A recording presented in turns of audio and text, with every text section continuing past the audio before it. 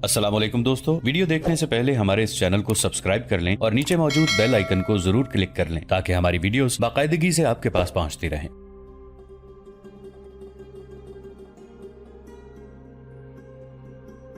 इनमें से चंद एक नौजवान लड़कियां भाग गई थीं और जो महल में ही रह गई थीं उन्होंने अपने आप को मुसलमानों के हवाले कर दिया था और साद रज़ी अल्लाह अन्हु बिन अबी वक़ास ने उन्हें मदीना भेज दिया था। उन्हें यकीन दिलाया गया था कि उनके साथ ये सुलूक नहीं होगा जो इस महल में होता रहा है, बल्कि उन्हें बाकायदा बीवियां बनाया जाएगा और मुआशरे में उन्हें बाइज्जत मुकाम हासिल होगा। यज़दगर्द ने शराब भी छोड़ दी थी। यज़दी एक रोज पुरान उसके पास जा बैठी और उसे अपने बाजुओं में ले लिया।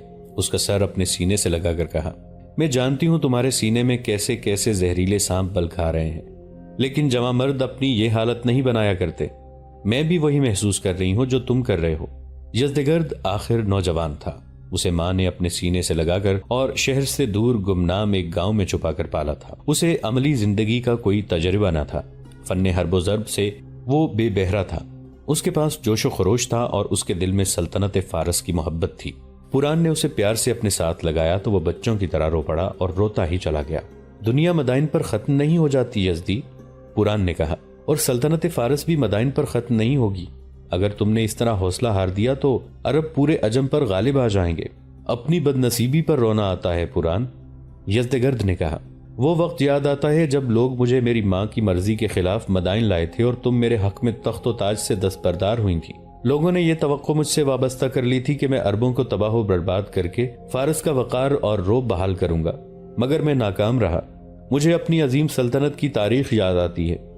हमारे आबाओ अजदाद ने इराक पर यलगार करके ये इतना वसी व अरीज और इतना सरसब्ज और इतना जरखेज इलाका सल्तनत फारस में शामिल कर लिया था। हम जो बनी सासान थे, हमने सारी दुनिया पर अपनी जंगी ताकत की धाक बिठा दी थी। रूमी सासानियों के आगे न ठहर सके, यूनानी न ठहर सके, मगर आज मामूली सी एक कौम ने जिसका कोई माजी नहीं, सल्तनत फारस की अजमत को पामाल कर दिया है।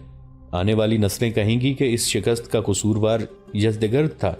हम मर तो नहीं गए यज़दी, पुरान ने कहा। हमारे पास फौज है, वसाइल हैं। मुझे रुस्तम की पेशगोई याद आती है, यज़दगर्द ने शिकस्त खुर्दा लहजे में कहा। वो कहता था कि सल्तनत फारस का अंजाम बहुत बुरा होगा। वो शायद ठीक कहता था। रुस्तम मर गया है, पुरान ने झंझला कर कहा। उसकी पेशीन गोइयां मर गई हैं। ये उसने अपने मुताल्लिक कहा था कि उसका अंजाम बहुत बुरा होगा। वो बहुत ही बुरे अंजाम को पहुंचा। तुम इस अंजाम से बचने की कोशिश करो। लेकिन कैसे? यज़दगर्द ने पूछा। फौज कहाँ है? हमारे बुज़दिल जर्नैल कहाँ हैं? कुछ तो मारे गए हैं, बाकी छुपते फिर रहे हैं। फौज भी है, जर्नैल भी हैं, पुरान ने कहा। सब हल्वान में हैं। मेहरान, फिरोजान, खरजाद, ये तीनों जर्नैल वहां मौजूद हैं। वो फौज को इकट्ठा करके मुनज़्ज़म कर रहे हैं। नहीं पुरान, यज़दगर्द ने हकारत आमेज लहजे में कहा। इन पर अरबों का खौफ तारी हो चुका है। ये सब मैदान के भगोड़े हैं। इन पर किस तरह एतबार किया जा सकता है? मैं एक और शिकस्त का सदमा बर्दाश्त नहीं कर सकूंगा। क्या तुम ये समझे बैठे हो कि अरब के ये मुसलमान मदाइन में ही बैठे रहेंगे? पुरान ने कदरे गुस्से से कहा। वो वहां तक पहुंचेंगे जहां तक तुम होगे। क्या तुम उनके आगे आगे भागे फिरोगे? भागोगे तो कहां तक जाओगे? हमारे जर्नैल इतने बुज़दिल नहीं जितने तुम हो गए हो। तुम डरपोक हो यज़दी। तुम पूरी सल्तनत अरबों को देकर दम लोगे। तुम मुझे तन्हा क्यों नहीं छोड़ देती? यज़दगर्द ने झंझला कर कहा। तुम तन्हा रहो, पुरान ने उठते हुए कहा। मैं लड़ूंगी। मैंने तीनों जर्नैलों से बात कर ली है। जलोला को हम बड़ा मजबूत मरकज बना रहे हैं और जर्नैलों ने जलोला के दिफा का इंतजाम ऐसा किया है कि मुसलमान वहां सर टकराते रहेंगे और खत्म हो जाएंगे। पुरान गुस्से के आलम में बाहर को चल पड़ी। ठहर जाओ पुरान, यज़दगर्द ने कहा। पुरान रुक गई और पीछे को मुड़ी। मुझे जलोला ले चलो, यज़दगर्द ने कहा। पुरान उसी वक्त उसे जलोला ले गई। जलोला मदाइन से तकरीबन 40 मील दूर एक शहर था। साद रज़ी अल्लाह अन्हु बिन अबी वक़ास ने मदाइन में अपने लश्कर के साथ क़याम कर रखा था और उन्होंने अपने जासूस हल्वान और जलोला तक भेजे हुए थे। इन जासूसों में मकामी आदमी थे जिनमें वो अरबी थे जो बड़ी लंबी मुद्दत से इराक में आबाद थे। एक रोज 2 जासूस आए। जलोला में फारसियों ने बहुत बड़ी फौज जमा कर ली है। उन जासूसों ने साद रज़ी अल्लाह अन्हु बिन अबी वक़ास को बताया। खरजाद ने, जो रुस्तम का भाई है, ऐसी जंगी तदबीर पर अमल किया है जो मुजाहिदीन के लश्कर के लिए बहुत ही ज्यादा मुश्किलात पैदा कर देगी।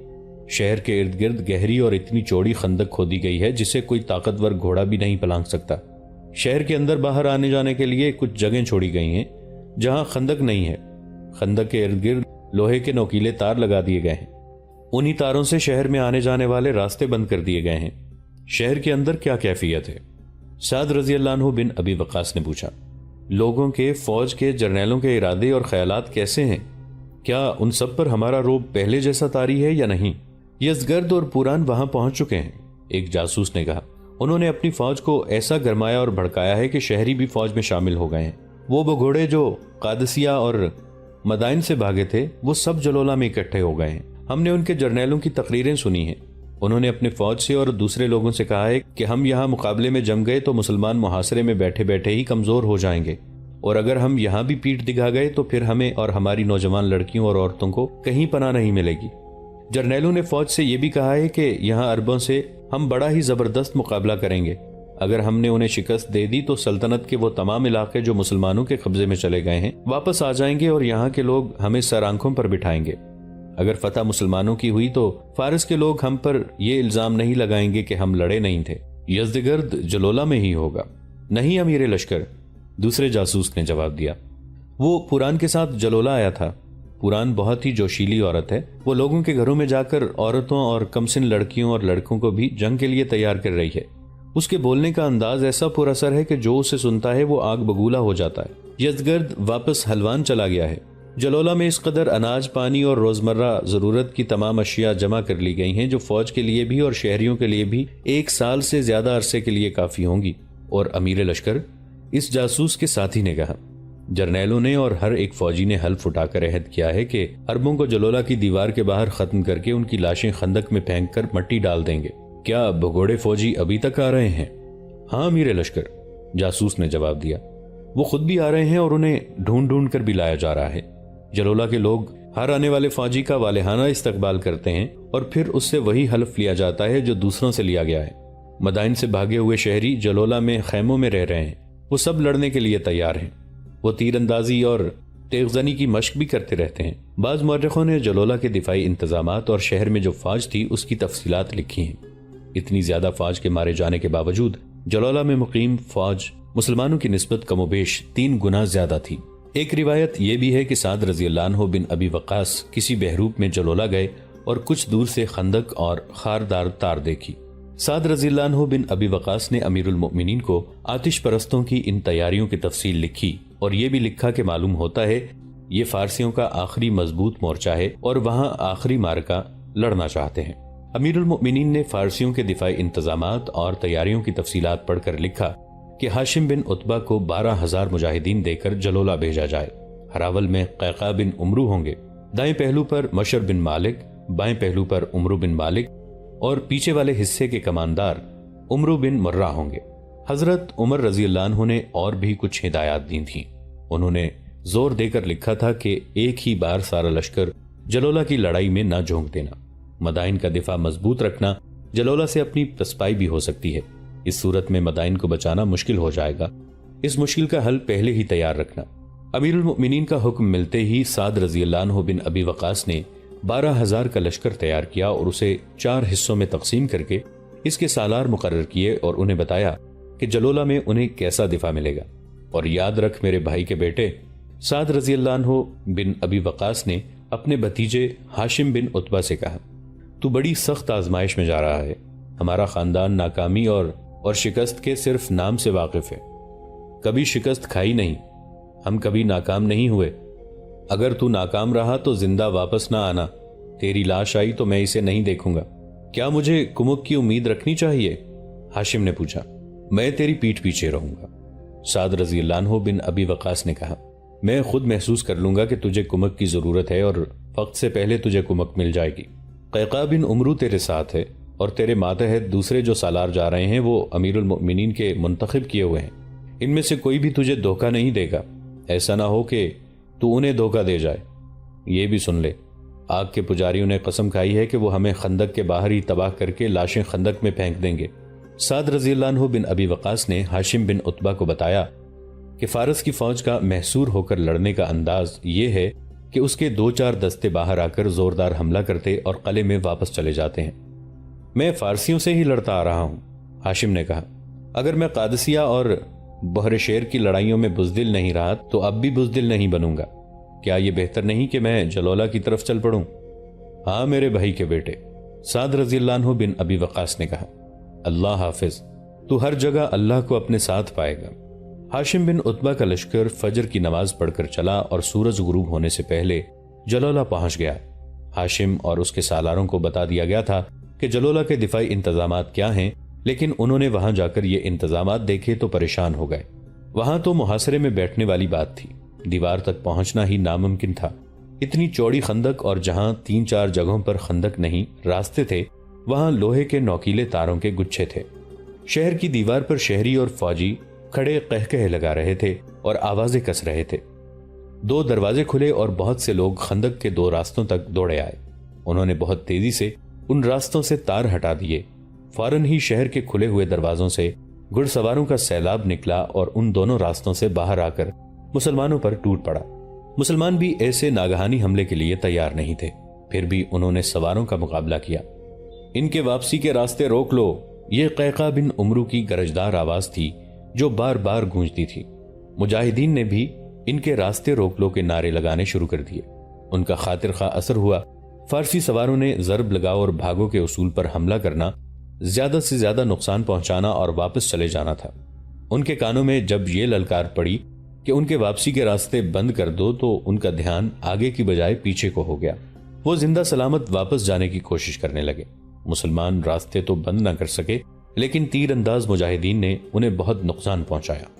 راستے تنگ تھے اور ہر سوار دوسروں سے پہلے واپس چلے جانے کی کوشش میں تھا، اس لیے سوار ان تنگ راستوں میں پھنس گئے۔ مجاہدین نے تلواروں اور برچھیوں سے بھی انہیں بہت نقصان پہنچایا۔ مجاہدین کا نقصان معمولی تھا۔ راستے پھر نوکیلی تاروں سے بند کر دیے گئے۔ مجاہدین نے مرے ہوئے فارسیوں کو خندق میں پھینکنا شروع کر دیا۔ زخمی گھوڑوں کو بھی خندق میں دھکیل دیا۔ تصور میں لائیں کہ مجاہدین کی تعداد صرف 12,000 تھی اور جلولہ ایک بہت بڑا شہر تھا۔ اس کے محاصرے میں 12,000 مجاہدین بالکل ناکافی تھے۔ اندر سے حملہ آنے کی صورت میں مجاہدین کو اکٹھا ہونا پڑتا تھا، جس سے محاصرہ ٹوٹ جاتا تھا۔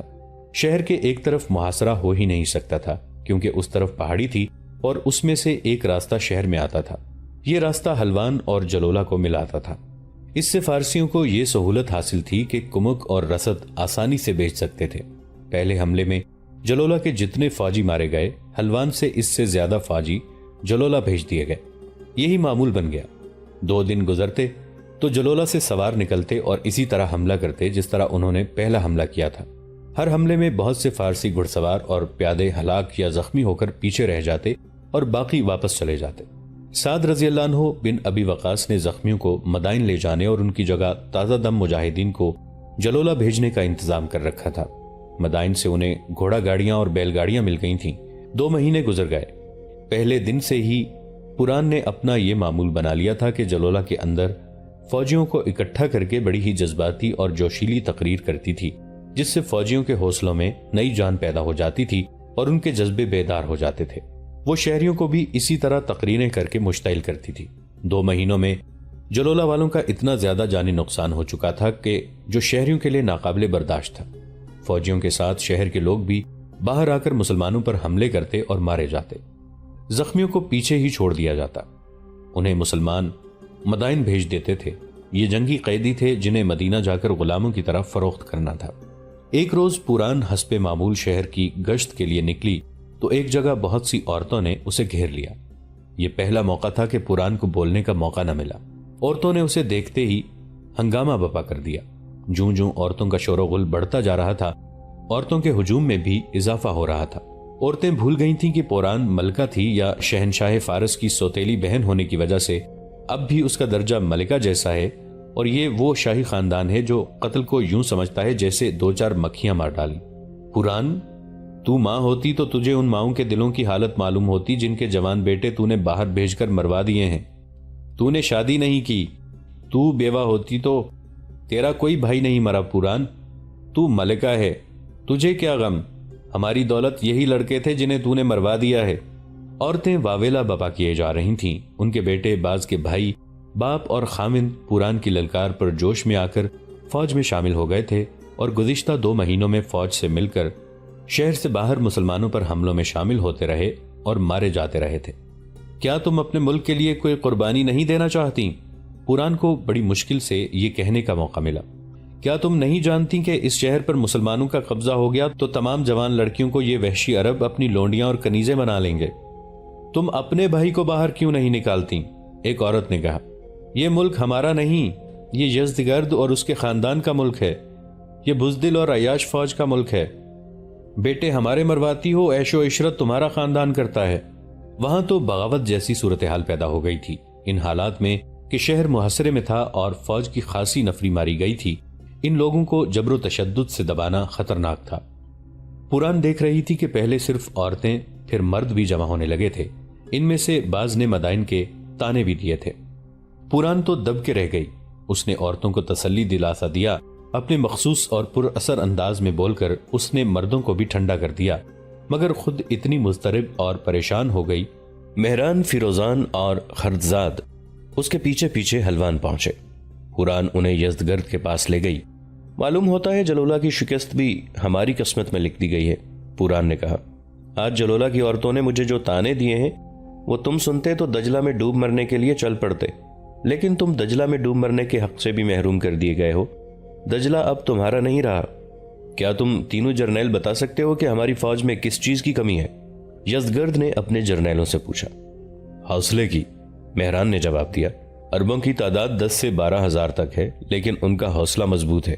وہ شکست کھانے کی بجائے مر جانے کو بہتر سمجھتے ہیں۔ پے بپے فتوحات نے بھی ان کے حوصلے بلند کر دیے ہیں۔ ہماری فوج پر ان کا خوف غالب آ گیا ہے۔ جب سے انہوں نے گھوڑوں کی پیٹھ پر دجلہ پار کیا ہے، ہماری فوج میں یہ بات پورے یقین سے تسلیم کر لی گئی ہے کہ مسلمان جن بھوت ہیں یا ان کے پاس کوئی جادو ہے۔ ہم نے انہیں بہت سمجھایا ہے کہ مسلمانوں میں کوئی مافوق الفطرت طاقت نہیں، لیکن ہمارے سپاہی جب ان کے سامنے جاتے ہیں تو بھاگنے کا راستہ پہلے دیکھ لیتے ہیں۔